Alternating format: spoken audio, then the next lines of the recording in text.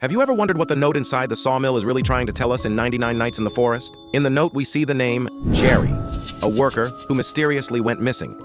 There's also one word written in all caps, crazy, hinting that something about his behavior suddenly changed. Before I explain it, what update would you choose for the next update in 99 Nights in the Forest? New monster, leave a like. New class, drop a heart in the comments. New biome, hit the subscribe button. New item, share this video with your friends. Or maybe all of them, then do everything. It's possible Jerry became obsessed with the sawmill after experiencing something strange deep in the forest.